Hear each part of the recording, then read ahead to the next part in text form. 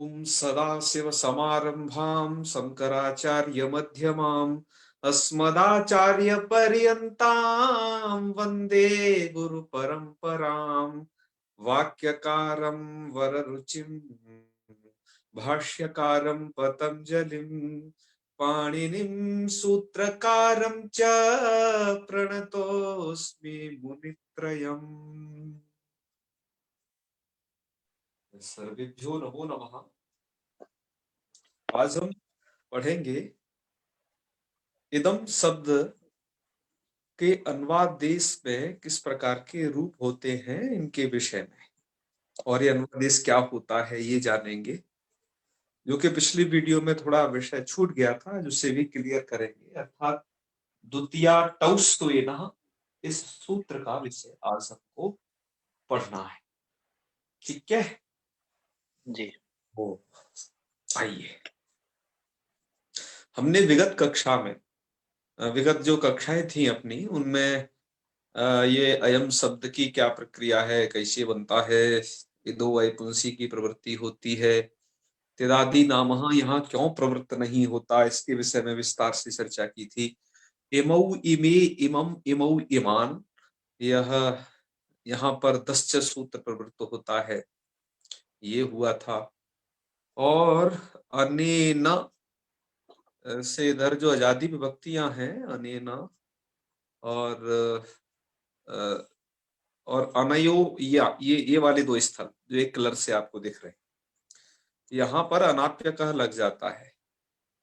उधर अन्य जगह इसलिए नहीं लग पाता कि वो हलादी विभक्तियां होने के कारण नहीं लग पाता है, क्योंकि उधर जो है आपका हलादियों में हली लोप उसका बाधक है, तो वहां पर इदभाग का लोप हो जाता है। तो जैसे भ्याम भ्याम ये तो हलादी है, अब आपने इधर ने को स्मय कर दिया, ये भी हलादी हो गई, स्मात कर दिया, ये भी हलादी हो गई, स्य अर्थात नस को स्य कर दिया, नी को स्मन कर दिया, ये भी हलादी हो गई। अतः यहाँ पर भी वो कार्य हली लोभा का कार्य हो जाएगा। ठीक है जी।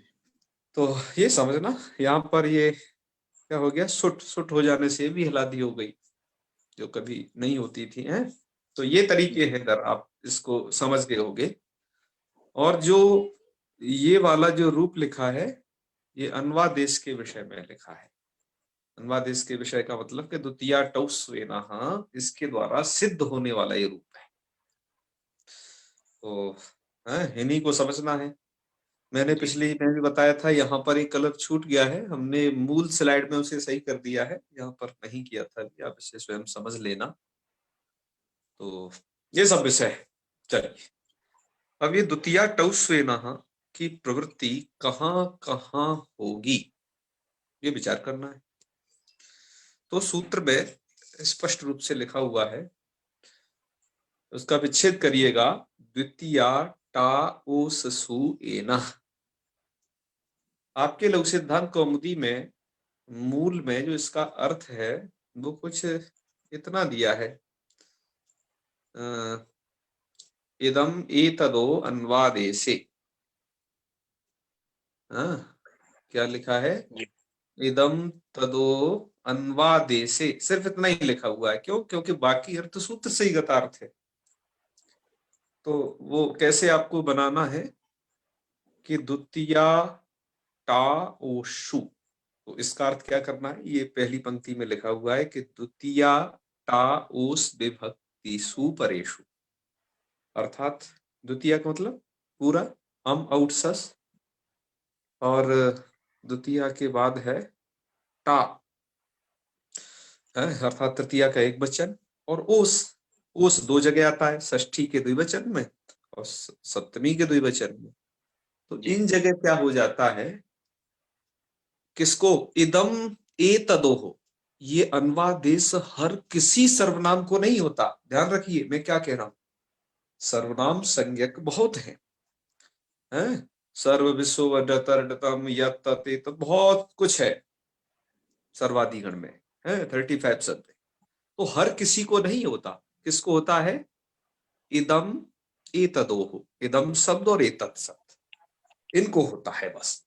ठीक है, अनुवादेश क्या है, हम जस्ट समझने वाले, चिंता नहीं करें। लघु सिद्धांत कौमुदी करने मूल में उसे लिख दिया है। इनको क्या हो जाता है, ए न लिखा है तो ए न जो आपका सूत्र में दिया हुआ है उसका अर्थ कर लेना ए न आदेश स्यात्, मतलब उनको ए न ऐसा अदंत आदेश हो जाता है। ठीक है, तो सूत्रकार्थ समझ गए श्याम सुंदर जी? जी सूत्रार्थ क्लियर है ना? जी जी। हाँ, आगे आइए। अब ये अनुवादेश होता क्या चीज है? तो लघु सिद्धांत कौमुदीकार ने मूल में लिखा, मूल में जो पंक्ति दी कि किंचित कार्यम विधातुम, मैं अभी यह अंश बोल रहा हूं जो मूल मूल में लिखा हुआ है ब्लैक ब्लैक कलर में। किंचित कार्यम विधातुम उपात्तस्य कार्यांतरम विधातुम पुनरुपादानम अनुवादेशः। ये आपकी एक पंक्ति लिखी हुई है। तो इसको समझना है कि पंक्ति कैसे बतला रही है, अनुवादेश क्या होता है, और यथा करके आगे उसी में ग्रंथ में इसका उदाहरण भी समझाया हुआ है। ठीक है, तो चलिए तो आइए, वहां पर लिखा हुआ है किंचित कार्यम विधातुम। तो इन्होंने जो उदाहरण दिया है हम उस पर सबसे पहले जाते हैं। ठीक है, उदाहरण इन्होंने दिया है, तभी आप इसके व्याख्यान को थोड़ा समझने में और सहायता मिलेगी। उदाहरण दिया है अनेन व्याकरणम अधीतम एनम छंदो अध्यापय इति। अर्थात कोई एक छात्र हैं जिन्होंने व्याकरण पढ़ लिया है, अब उनके लिए कहा जा रहा है कि एनम छंदो अध्यापय, मतलब व्याकरण पढ़ लिया है और कहे एनम छंदो अध्यापय। अब इनको जी वेद पढ़ाओ, छंद है ना, कहते हैं वेद को। अब इनको क्या पढ़ाओ, वेद पढ़ाओ। वो इन अच्छा एक इन उदाहरणों से क्या पता चल रहा है कि पहले व्याकरण पढ़ाया जाता था, पहले व्याकरण पढ़ने के बाद वेद की पठन पाठन परंपरा थी। क्योंकि भाष्यकार भाष्य में लिखते हैं कि पुरा संस्कारोत्तरम ब्राह्मणाः व्याकरणम अधीयते। संस्कारोत्तर पहले व्याकरण पढ़ाया जाता था, उसके बाद छंद शास्त्र और उसके बाद छंद शास्त्र नहीं, सॉरी, उसके बाद छंद अर्थात वेद पढ़ाया जाता था, उसके बाद अन्य शास्त्र पढ़ाए जाते थे। ठीक है, हाँ, तो ये तरीका रहा है अध्ययन की, एक परंपरा भी इससे पता चल रही है। तो अनेन व्याकरणम अधीतम, जी इसने व्याकरण पढ़ लिया है, अब एनम छंदो अध्यापय, अब इसको जी क्या पढ़ा देना है, अब इसको पढ़ाना है वेद। तो यही अनुवादेश हो गया। तो मतलब ये किस प्रकार का उदाहरण है, आइए अब उसके लक्षण की तरफ बढ़ते हैं। अनुवादेश के विषय में क्या लिखा, का किंचित कार्यम विधातुम। तो किंचित कार्यम का मतलब है वो कार्य अलग अलग होंगे हर एक वाक्य में। जैसे यहाँ पर जो कार्य है, प्रकृत वाक्य जो हमने लिया है, अनेन व्याकरणम अधीतम अनेन छंदो अध्यापय, यहाँ पर किंचित कार्यम अर्थात व्याकरणादि अध्ययन रूपम कार्यम अत्र वर्तते। ठीक है, विधातुम, विधातुम अर्थात अज्ञातम बोधयितुम, है ना। विधातुम की क्या व्याख्या करनी है, अज्ञातम बोधयितुम, अर्थात व्याकरणादि रूप जो ये था कार्य, उसको अज्ञात था पूर्व, लेकिन अब उसे बोध करा दिया। तो अज्ञातम बोधयितुम, उपात्तस्य, उपात्तस्य की व्याख्या है कि उच्चरितस्य इदमादि शब्दस्य। तो यहां पर व्याकरणादि अध्ययन रूप जो यह कार्य है, यह इसको किसके द्वारा बताया जा रहा है, उपात्तस्य अर्थात उच्चरितस्य। तो किसके द्वारा उसको कहा जा रहा है, अनेन, इनके द्वारा कहा जा रहा है। तो मतलब इसलिए इदमादि शब्दस्य ऐसा दिया कि विधातुम अज्ञातम बोधयितुम उपात्तस्य अर्थात उच्चरितस्य इदमादि शब्दस्य पुनः कार्यांतरम, पुनः को यहाँ पर एक अंडरस्टूड उसको रखा हुआ है कि इसको पुनः शब्द को जोड़ना पड़ेगा। तो पुनः कार्यांतरम विधातुम, उसी इदमादि शब्द से जो बोध्य है उसको ही आप दूसरा कार्य विधान करवा रहे हो। तो व्याकरणम अधीतम, यहाँ पर आपने एक कार्य व्याकरणादि अध्ययन रूप कार्य का बोध करा दिया, उसका विधान करा दिया। अब उसको ही है उपात्तस्य, उपात्तस्य अर्थात उच्चरितस्य, अर्थात इदमादि शब्द के द्वारा जो वहां पर कहा जा रहा है वो अनेन, वो कोई स्टूडेंट हो सकता है ना, अनेन के द्वारा। जी जी। तो उसका पुनः कार्यांतरम, उसको फिर कार्यांतरम विधातुम, तो कार्यांतरम विधातुम पुनः किस कार्यांतर का विधान किया गया कि छंद अध्ययनादि रूपम कार्यांतरम विधातुम, विधातुम को पहले बता दिया, अज्ञातम बोधयितुम, जो उसे जानता नहीं है छंद शास्त्र को, अर्थात वेद को नहीं जानता है, तो छंदो अध्ययनादि रूपम विधातुम पुनरुपादानम, उपादानम का मतलब है पुनः इदमादि शब्दोच्चारणम, पुनः इदमादि शब्द का उच्चारण करना। तो वहां पर पुनः इदमादि शब्द का जो उच्चारण किया कैसे कि एक तो अनेन कर दिया यहाँ, एक तो अनेन यहाँ कर दिया। अब उसके लिए कहा जा रहा है कि अब इसने व्याकरण पढ़ लिया है, अब इसको छंद पढ़ाओ, तो फिर इदमादि शब्द से उसको कहा जा रहा है, तो वह अन्वादेश के रूप में होगा। इसलिए यहां पर जो एनम दिया है, अधीतम एनम, जी है ना, तो यही वह इदमादि शब्द के द्वारा विधान है। तो यही क्या है, अन्वादेश का विषय हो गया। इदम शब्द यहाँ पर अन्वादेश के विषय के रूप में प्रयुक्त हो गया। तो इसलिए अब यहाँ पर क्या रूप बनेगा, क्या हो क्या जाता है, इदम को एन, एन आदेश हो जाता है अदंत। तो जैसे आपको एनम बनाना है तो ये बनेंगे कैसे सब के एन आगे अम लाइए, इदम को आपने अन्वादेश का विषय बन गया। क्यों, क्योंकि किंचित कार्यम विधातुम उपात्तस्य उच्चरित इदमादि शब्दस्य पुनः कार्यांतरम अर्थात छंद अध्ययनादि रूपम पुनः कार्यांतर विधानम अत्र कृतम है विधातुम, तो पुनः उपादानम, फिर यदि द्वारा यदि इदमादि शब्द का यदि आप वहां प्रयोग कर रहे हैं, शब्दोच्चारण कर रहे हैं, तो ऐसा विषय जो है अन्वादेश हो जाता है जी, जिसके कारण यहां अन्वादेश ये हुआ। अच्छा, तो जिससे ये उसको ऐसा विषय है यदि, तो वहां पर इदम के स्थान पर एन हो जाएगा। तो अब इसको मतलब वहां कहा जा रहा है इसको छंद पढ़ाइए, तो वहां पर अब अनेन व्याकरणम अधीतम इमम छंदो अध्यापय यह प्रयोग नहीं होगा, बल्कि एनम प्रयोग होगा। जी जी जी, क्योंकि अन्वादेश का विषय हो गया द्वितीया में, क्योंकि दो रूप हैं कि अब इसको तो इमम नहीं, अब यहाँ एनम होगा उसके लिए प्रयोग, क्योंकि अन्वादेश का विषय हो गया है।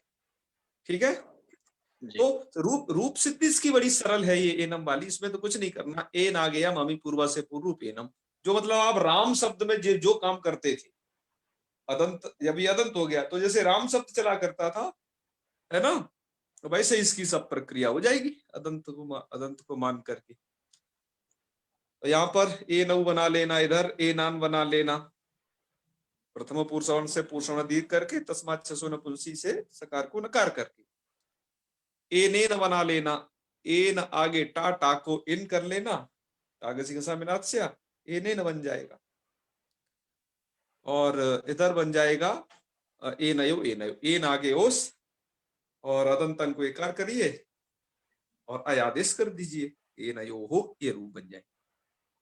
तो ये एक उदाहरण दिया इन्होंने। आइए इसी चीज को दूसरे उदाहरणों से समझते हैं और इसके बाद हम इसी चीज को और सरल भाषा में समझें। ठीक है जी, तो चलिए एक उदाहरण उन्होंने दे दिया, फिर दूसरा उदाहरण प्रस्तुत किया ये वाला कि अनयो हो, मूल में उदाहरण है दोनों, अनयो हो पवित्रम कुलम, क्या कहा उनके लिए, अनयोः पवित्रम कुलम एनयोः प्रभूतम स्वम। अरे अनयोः पवित्रम कुलम, इनका पवित्र बड़ा कुल है, वो इनका कुल बड़ा पवित्र है। एनयोः प्रभूतम स्वम, इनके पास प्रभूत अर्थात बहुत मात्रा में स्वम, स्वम अर्थात धनम है। स्वम कहते हैं धर्म को, स्व शब्द है। जी जी, धनवाची है स्वशब्द। जी धन अर्थ में भी आता है उधर। तो जी जी हाँ हाँ, तो यहाँ पर देखो क्या हुआ, अनयो पवित्रम कुलम, तो किंचित कार्यम विधातुम, तो पवित्र कुल ये यहाँ पर पूर्वता विहित जी है ना। उपात्त उपात्तस्य अर्थात उच्चरित इदमादि शब्द से, इदम शब्द यहाँ पर अनयो के रूप में उच्चरित है पूर्व में। तो पुनः कार्यांतर विधानम क्या है, कार्यांतर विधानम है वहां पर कि उसके पास प्रभूत स्व है खूब प्रभूत धन है उसके पास।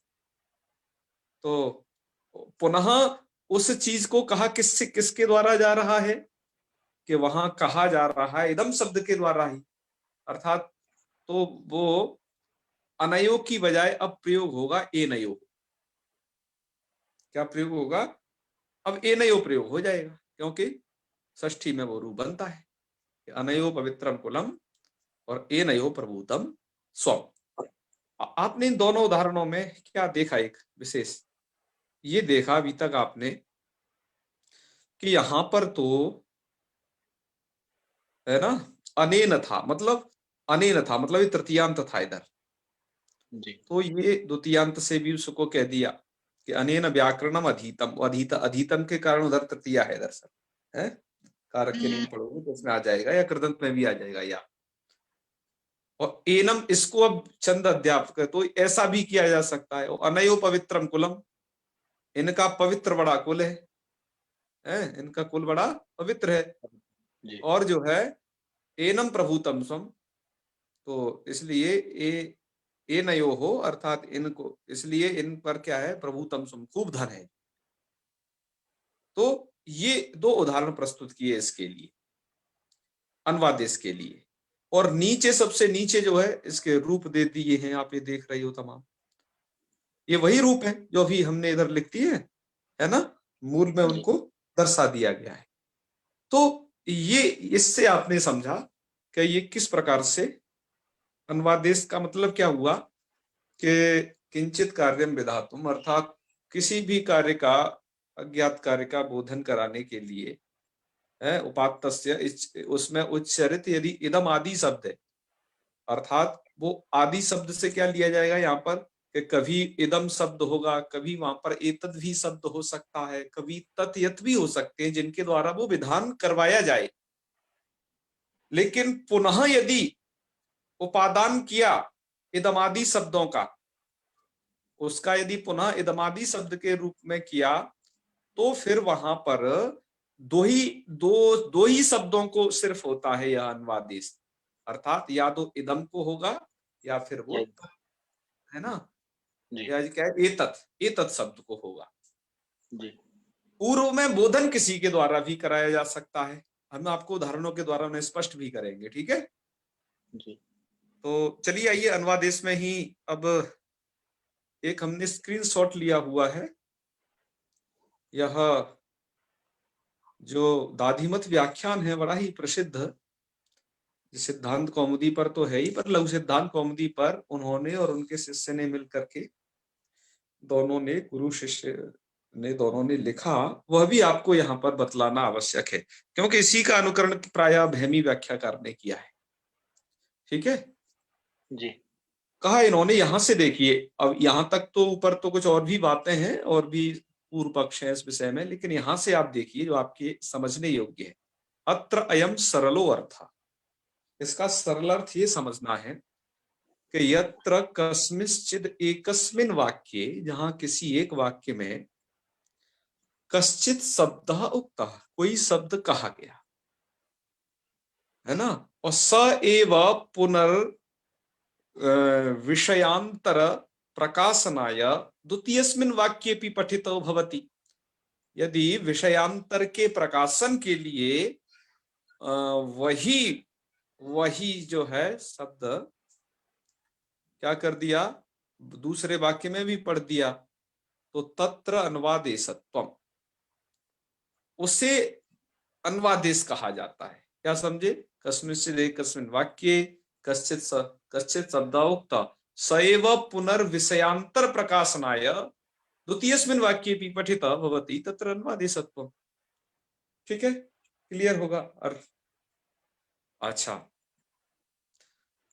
तथा चाभियुक्ताः, शिष्ट लोग ये कहते हैं, इन्होंने उसको कारिकाबद्ध कर दिया है, जो आपने अभी पढ़ा उसको इन्होंने श्लोक वाइज बना दिया है।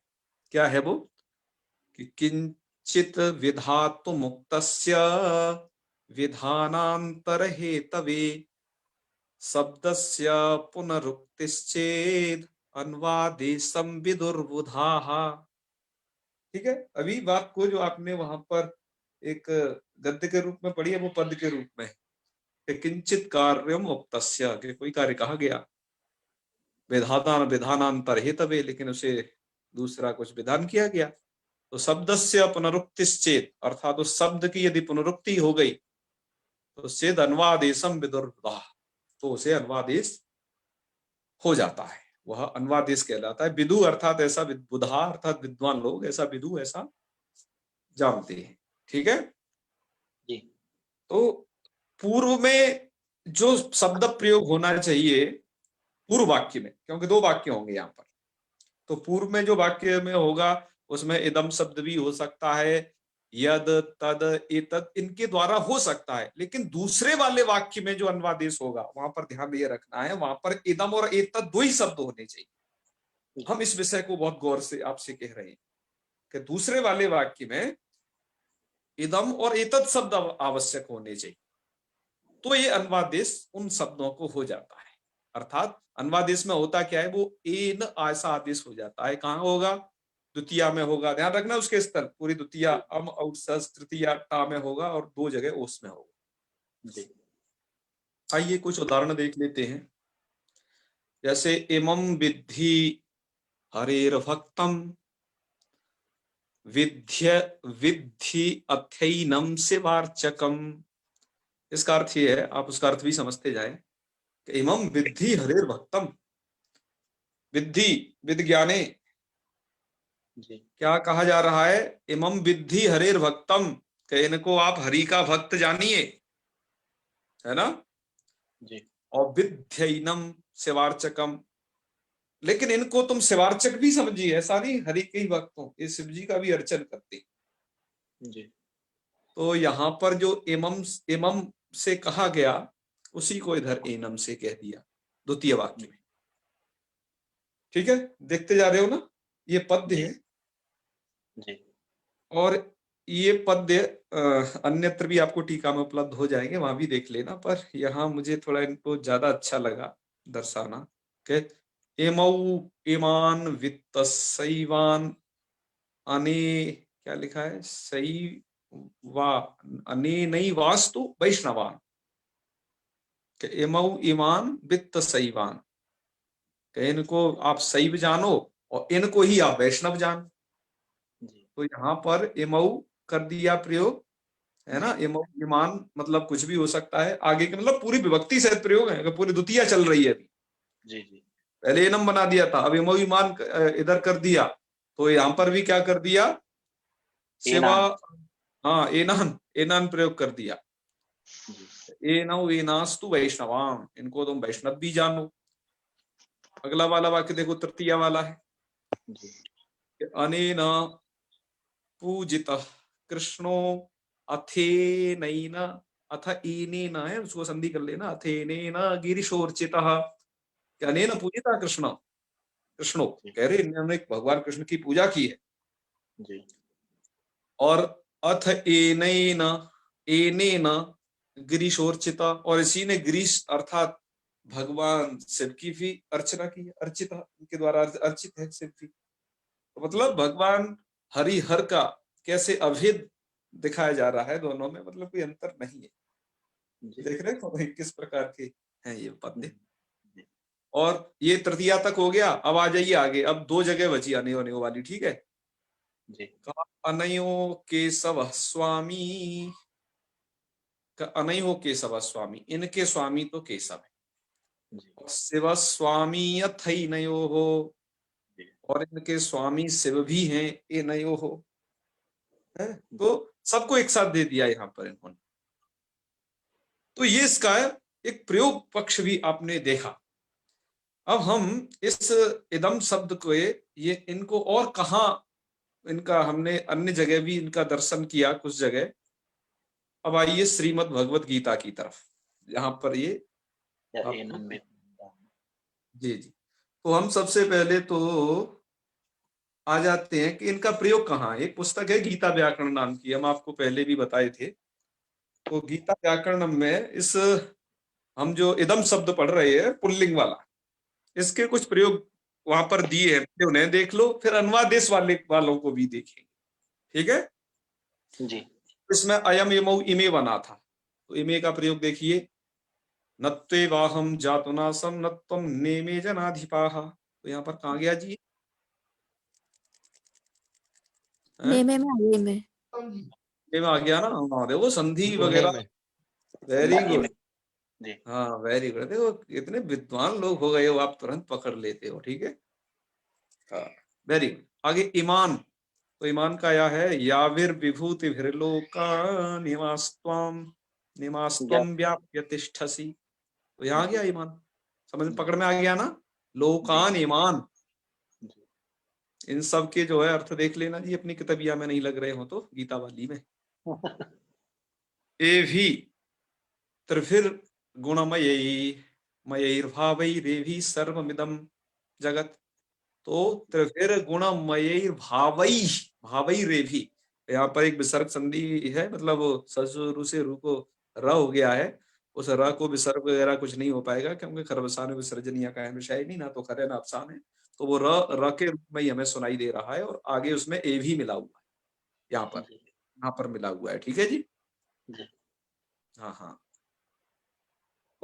तो ए भी का प्रयोग यहाँ है, एभ्य मोहितम नाभिजानाति मामेभ्य परम अव्यय। तो माम एभ्य, ठीक है ना, जी मामेभ्य, तो ये बन गया। चलो, येषाम पतन्ति पितरो ह्येषाम, यण संधि के साथ जुड़ दिया है ना, लुप्त जी पिंडोदक क्रिया। इनके अर्थ वावा देख लेना, बड़े ही सरल अर्थ हैं, ऐसी कोई दिक्कत नहीं है। जी उसमें बताया है कि जब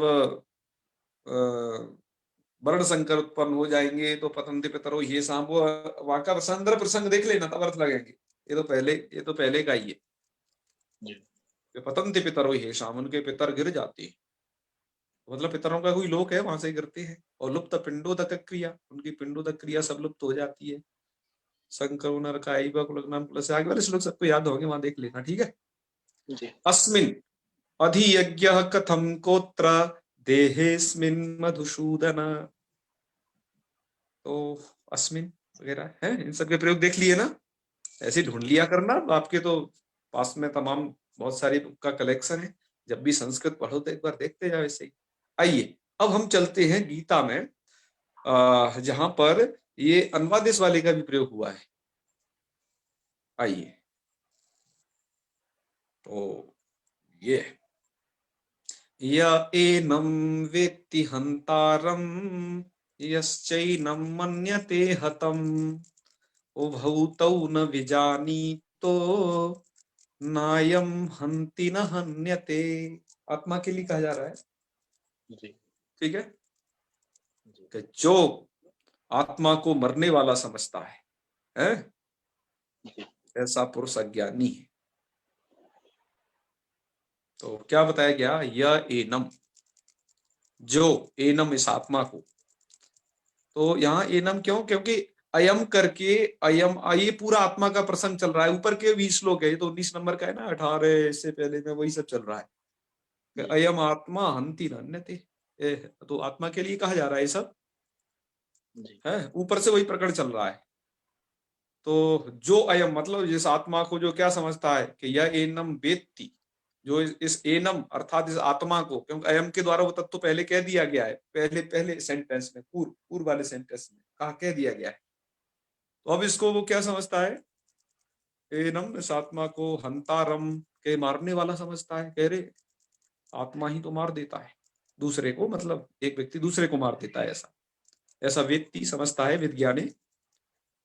और यह जो एनम इसको हतम, और ये समझता है करे आत्मा मर गई, कोई मर गया तो समझता है कि आत्मा मर गई, ऐसा समझता है।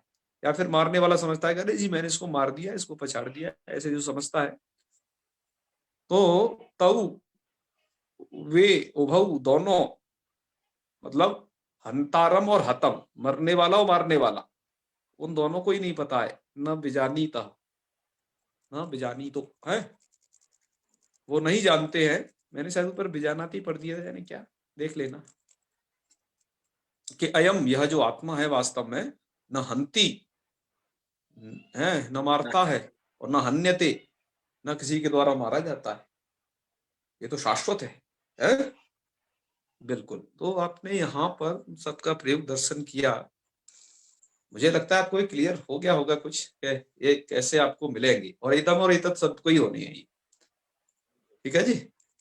जी हाँ हाँ, अमर कुमार जी कुछ कहना चाह रहे हैं? जी महोदय, नमो नमः। जी जी, हर हर महादेव। महोदय, लगता है कि एक जो आप दिखाए थे ना फर्स्ट स्लाइड, हाँ हाँ फर्स्ट जो सूत्र दिखाए थे, मूल जो सूत्र था, हाँ हाँ। उसमें महोदय लगता है कि मिसप्रिंट हो गया है, कि क्या अनेन था ना महोदय, क्या था? अनेन था, और उसके बाद जो यथा जो उदाहरण था, हाँ हाँ, यथा के उसके अनेन, उसके बाद लास्ट में सर एनम हुआ है, वहां पर सर एनेन होना चाहिए ना। एक बार आप देख लीजिए पुनः और बताइएगा क्या कहना चाह रहे हैं। 1 मिनट, कहाँ, अच्छा, एक सेकेंड, यहाँ है। क्या हो गया इसमें, ए ने ना? जी महोदय, जो यथा है, अनेन व्याकरणम अधीतम एनम हाँ हाँ छंदोध्यापयेति। हाँ तो हाँ, महोदय एनम यहाँ पर एनम है। जो, जी, तो महोदय हाँ हाँ एनम होगा कि अनेन, यहाँ पर जब फर्स्ट में लिखा है तो यहाँ हाँ पर हाँ, तो एनएन होना नहीं चाहिए नहीं जिस नहीं, प्रकार से। नहीं नहीं, यहाँ मैं वही तो कह रहा हूँ, ये जरूरी नहीं है कि जो व्यक्ति इधर हो वो इधर भी हो। यहाँ तो अधितम की वजह ओ, से इस इदम शब्द से तृतीया हुआ है इधर, और ए नम का अच्छा है, ए नम अर्थात इसको छंद पढ़ाइए, अर्थात वेद पढ़ाइए, छंदोध्यापन, वो जी, तो सही है। अच्छा अच्छा, ईदम के स्थान पर एनम यहाँ पर हुआ है, यस यस, इमम। ऐसा जी ऐसा जी, जरूर नहीं हूबहू जो जैसा हो ऊपर वैसा हो जाए, ऐसा बिल्कुल नहीं। यही आप महोदय शायद दोष है। अनयो पवित्रम कुलम एनयो प्रभुतम स्वम पर चलेगा, इसलिए दोनों अलग अलग तरीके के उदाहरण दिए थे। अच्छा अच्छा, जी ठीक। बिल्कुल हम बिल्कुल। सोचे कि मतलब उसी के अनुसार हुआ है क्या, इसीलिए पूछ लिया। ठीक, हाँ हाँ हाँ, ठीक है जी। धन्यवाद। चलो चलो, तो ये सब विषय था। आज हमने सोचा कि संवाद इस विषय को आपसे कहेंगे। पतंजलि गुरुकुलम के छात्राएं कुछ पूछ रही है, बताइए।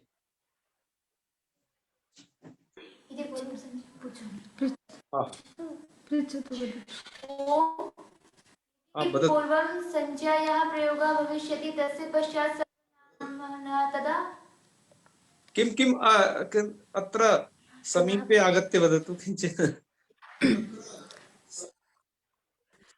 यदि वाक्ये पूर्वं संज्ञायाः प्रयोगः, अपरस्मिन् हाँ वाक्ये तस्मिन्नेव वाक्ये यदा सर्वनाम इत्यस्य प्रयोगं कुर्मः तदापि एन इति भविष्यति। यथा रामः सम्यक् पठति, एनं परितोषयतु, पुरस्करोतु। हाँ, भवति, तत्रापि भवति, तादृशाः प्रयोगाः सन्ति है। बस एवम् आवश्यकं नास्ति यद् द्वयोः वाक्ययोः अपि सर्वनाम एव भवेत्, सर्वनाम हाँ शब्दः एव। हाँ, द्वितीयस्मिन् वाक्ये एतत् एतत् शब्दयोः स्थाने एन् भवति इत्येव विशेषः। जी, हाँ हाँ, सम्यक। तो आज का पाठ फिर इतना ही रखते हैं, आप लोग थक गए होंगे, 8 बज गए हैं। और कल से हम पढ़ेंगे नकारांत शब्दों को। ये सर्वादि गण जो है ना, आपका वो बहुत ज्यादा यूज होता है, और बहुत ही ज्यादा इसमें वेरिएंट है। अभी आप देखो इसमत से अस्मत को पढ़ोगे आगे तो क्या होता है, कितने सारे सूत्र हैं, क्या क्या प्रक्रिया है, आप ये जानोगे, है ना।